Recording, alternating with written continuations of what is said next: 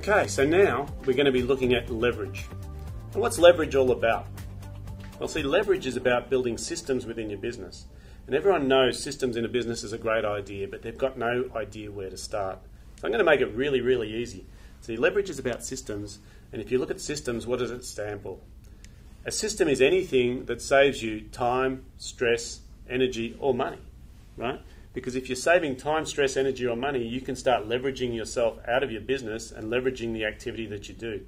So how do systems work? Well, there is a structure to building systems, and I'm going to go through it in a little bit of detail here, but I just want you to think about one simple fact. If you do anything more than once within your business without documenting it or teaching it to someone else, you're just destined to repeat it over and over and over again. And this is where most people get stuck, because they don't think about this, right? You've got to think about doing the work once and getting paid forever, because that's the kind of activity that is business building. Doing the work once and getting paid once is just a job. Doing the work once and getting paid forever is about building the business. So how do you do it? There's 9 steps to building a business system. And it all starts with vision. Without knowing where you're going, how can you inspire or encourage other people to follow you? You need to know what is it that your business provides, what is the value. So you create a vision statement. The next thing you need to do is talk about how you deliver on that vision, and that's your mission statement.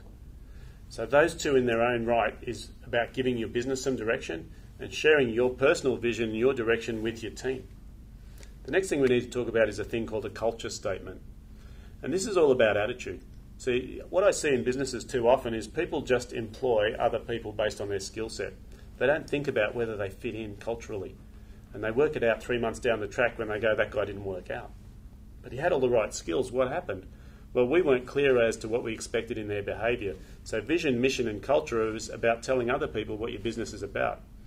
What's this got to do with systems? Everything. Because every system in your business needs to be backed by why people need to do what they do.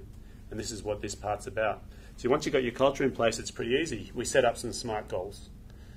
This is about making sure people know exactly what they need to be doing. Once we've got goals, we can have an organisation chart.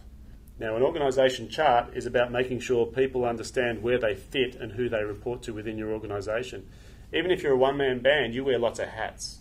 And when you wear lots of hats, you need to identify each one of those hats so that when you employ someone, you can actually be quite specific about what you expect them to do.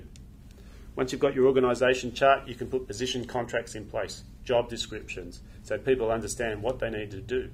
Beyond that, key performance indicators or measurements so that you can tell that a job's being done properly.